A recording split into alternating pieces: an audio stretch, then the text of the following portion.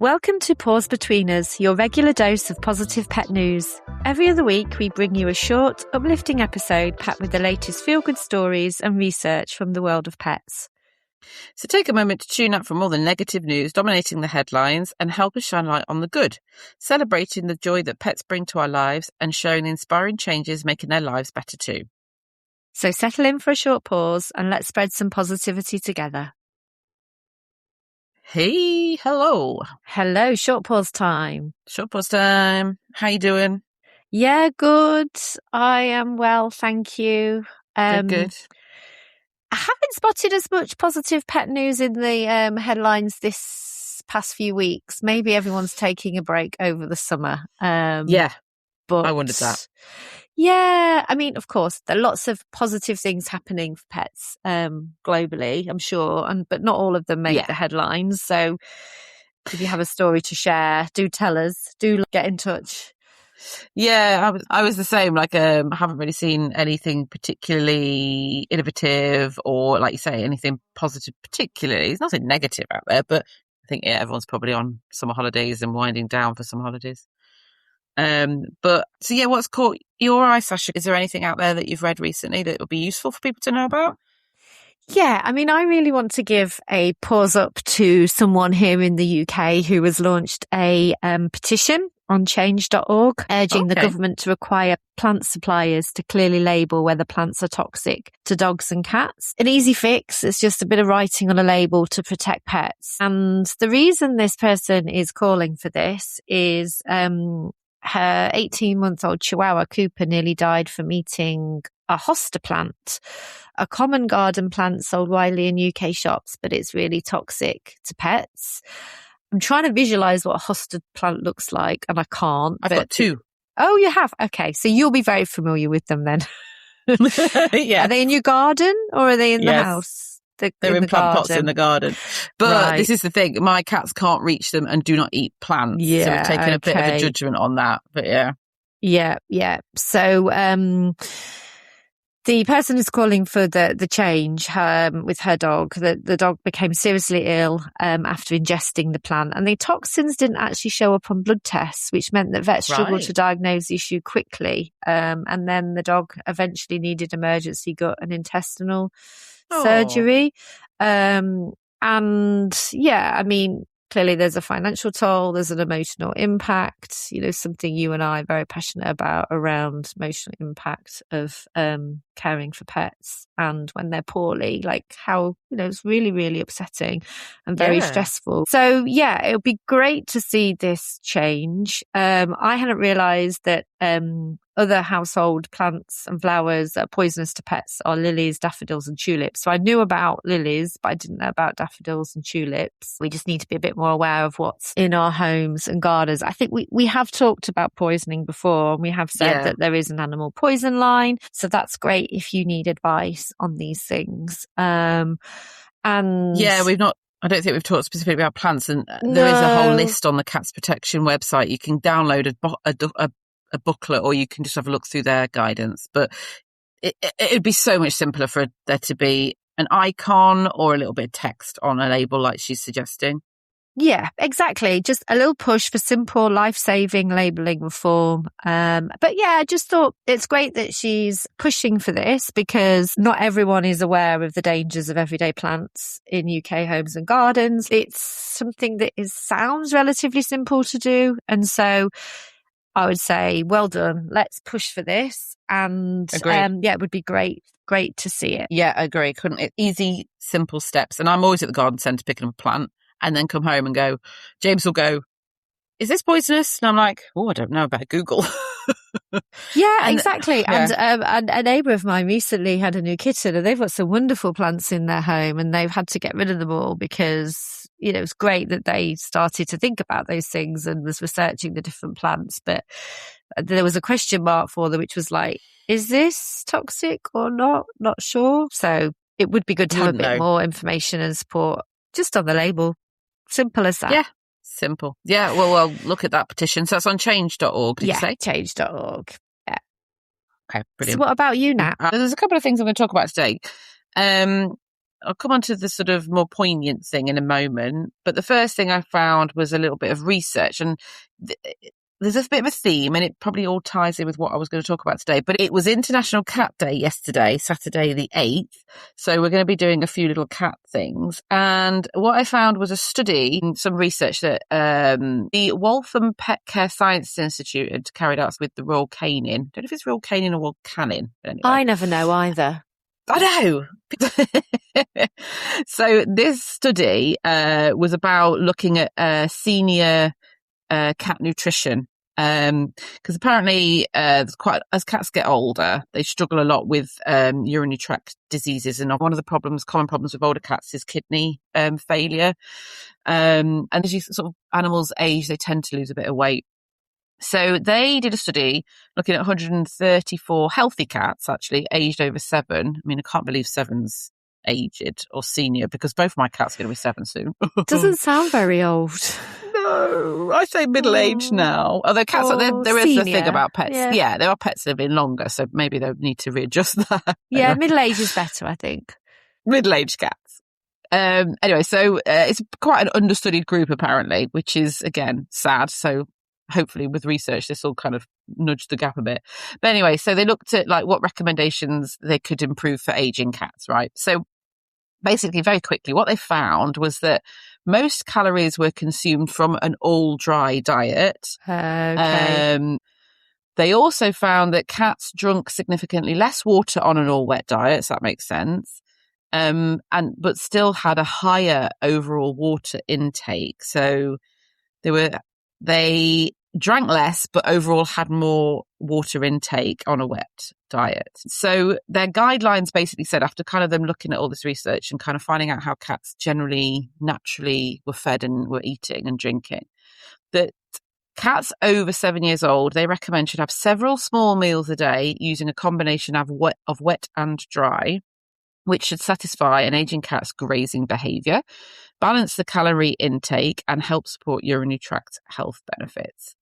So, yeah, so I think that's just a little bit of a tip. And I think there's probably more research to be done, but kind of knowing that, I think, is just a lovely little insight into learning more about what would benefit an older cat. Because if there's less research done on it, then people aren't going to know actually what's going to help their health the best. So, the fact that this is being done and people are actually paying attention to our older generational cats and dogs is good.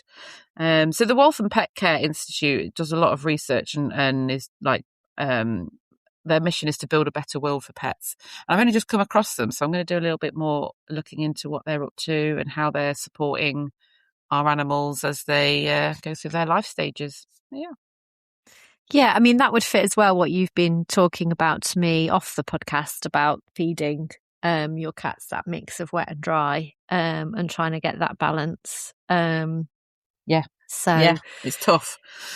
Yeah. But it's good to know the research supports, and actually knowing that a little bit more helps you to be a bit more confident with knowing maybe what would work and what, scientifically will support the cat's well-being. So yeah, it's good to kind of get a little bit of the science behind things. And I love how International Cat Day is about celebrating cats, but it's also learning more about how to keep them happy, healthy and safe. So it seems like there's lots of resources out there to look into. And I think as part of the celebration, I also saw that there's a kind of cat film festival, which sounds cool.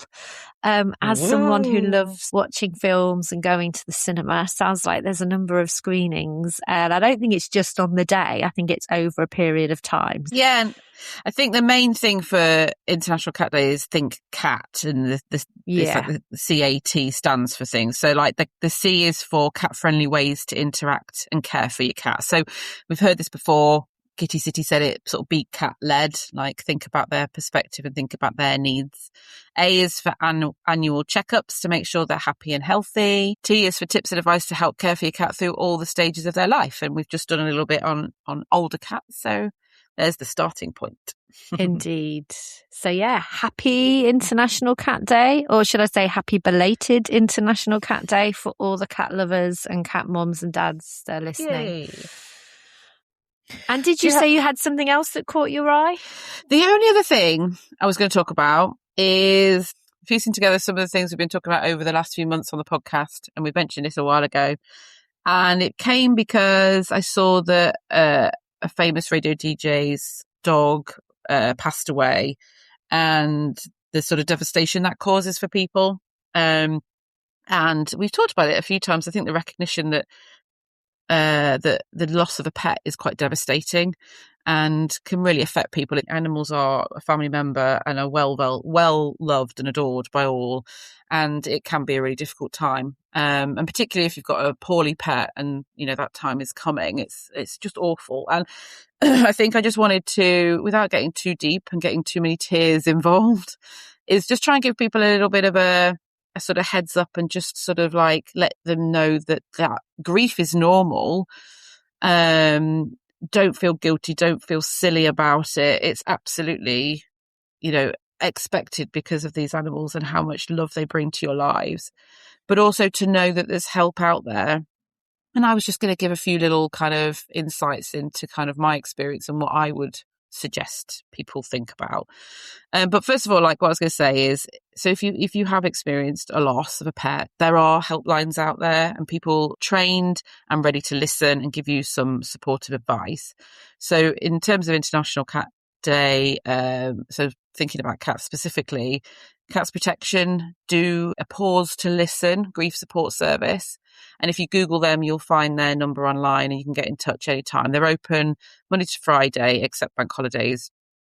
And if you're busy, you can do a callback service and they will call you. And it's, they can provide a sympathetic ear and just give you some listening advice and stuff. There's also a grief support line on Blue Cross who will talk to you about any loss of any animal. And again, if you Google the Blue Cross grief line, they are also available for you to talk to. But yeah, so it's just a little bit of just saying, we think of people who are going through these difficult times. And if you have recently lost a pet, we hear you, we know what it's like. We've all been there and it's very difficult, and we understand and validate all your feelings. And yeah, we're going to talk a little bit more about this, I think, with an expert in the coming months, and we'll get somebody on to give us a proper podcast episode on it and help us prepare. Because one of the things although my Murray and Weaver are only 6, I've been through the loss of Diaz and Roscoe before, and I'm dreading losing Murray or Weaver. I know it's part of the circle of life, and I've said this a few times to friends that, like, although the loss is really, really hard and devastating, I would not give up the years of love and fun and giggles and just joy for those difficult weeks that you have when the grief hits you. So, it is worth it. Their lives with you is worth it, but it is so hard. And I am currently worrying. It doesn't bother me every day, but it flashes through my mind occasionally, like, what do I do if one of them dies before the other, which is very likely. And I'm trying to prepare myself about what I'm going to do, how I'm going to manage that, so that when it happens, I'm not panicked and I'm not fretting and I'm not like in an emotional state where I haven't made a decision. I'm kind of preparing myself a little bit to know what to do. So when it comes, I'm a little bit more comfortable and prepared. And I don't want to dwell on it too much at all, because that's not what life's about, thinking about the end. But because of them being so close together, the two, Murray and Weaver, are so close, it worries me. So I'm going to try and sort of do some thinking, get some expert advice, talk to some behaviourists, and do some research to figure out what's the best way to manage that. So I would say to people a little bit, think about as well whether you want like the cremation, whether you want a burial, just to sort of like, so when it happens, you're not kind of dumbfounded by all this decision. So just don't think about it too much, but I would suggest just have a little idea about what you think works for you and be a little prepared. What about you, Sash? What do you think about this? Yeah, I mean, what a huge topic. And like you say, it's quite a sensitive, emotional one. And yeah, thank you for sharing, I suppose, is the first thing to say. So you've been very open there, very honest, Nat, about some of your concerns and what you've been through, but also just, yeah, really good of you to share those things with others who might be also going through this right now. I mean, I, in a way, feel that I've started to grieve already a little bit. And I know that that sounds quite negative, but as Betty is aging, I'm very conscious that, she's getting older and she won't be here forever. And so it does make me feel a little bit sad to think that, Betty's lifespan is shorter than mine and we're not going to grow older together. Although we're both getting older, but we're not going to see through the next 10, 20 years together. So that's quite a sad thing for me to get my head round. And I'm very focused though on what I can do to make her life happy and comfortable while she's still alive. And as she is getting older, she is struggling with things a lot more, which we spoke about in the podcast. So I want to just help her with those things, like her incontinence and her struggling to walk and the fact that she tires easily. And, she needs lots of love and care and really good, nutritious food. Sometimes I think, maybe it's okay to give her that extra treat because why not? She's getting older. She should be able to enjoy the last few years of her life eating wonderful, lovely foods. Of course, nothing that's toxic, but just things that she really enjoys. So I've been trying to think about the moments we can enjoy together now. And but it is very much in the back of my mind. And I haven't thought about what I'll do when the time comes. So it's good for you to share those things. I know lots of people are moving towards having a vet coming to the home if your pet doesn't pass away in their sleep. And when you know that the time comes, like, how are you going to deal with that? And vets will come to the home and assist with that. And your pet is then in a familiar, calm, surrounding environment that they're used to, they're comfortable with. I love the fact that there's more support services out there for pet parents, that counselling or therapy has become more of the norm for people that are bereaving the loss of a pet. And I do follow on socials I think it's the Blue Cross bereavement support group that is on Facebook. I follow those because I just think what they do is wonderful. I think it's great that there's lots of support out there and people shouldn't feel ashamed to say, I'm upset that I've lost a pet. And I think we've talked before, haven't we, on other podcasts about other countries that are introducing initiatives and laws for pet parents that are grieving and allowances in the workplace, because not all workplaces are understanding when it comes to people that might need to take time out to grieve the loss of a pet. Yeah, I really want to kind of just see a little bit more of compassion and understanding for people who have animals in their lives in all aspects. So that kind of the fact, I think it was Italy, they've got compassionate leave if your animal passes away. Just kind of understanding that some of us don't have kids, or even if we do, we've got a beloved animal in the house, and when that's gone, it's a massive change to the dynamics in the household. You miss them terribly and you're grieving for them, and you go through those stages like you would maybe another family member. So needs to be recognised a little bit more. Well, I hope that information's helped everybody and just made people think a little bit. Hopefully it's a difficult time, but I think a little bit of preparation and thought about what your values are around it and what you want for your pet once they have passed away will help you deal with the situation when it arises. That would be my advice. But good luck to everybody. Our thoughts are with you. We know it's a difficult time and, it can be very, very hard. But like we say, think of the love of the animal, think of all the great times, think of the joy that they've brought to you and remember them fondly. Think about those good days. That's what I always did. Yeah, wise words to end on. Sending anyone that's going through this right now a big virtual hug from Nat and I on the Paws Between Us podcast. And just take care. See you next time. See you next time, Nat. Bye. Bye.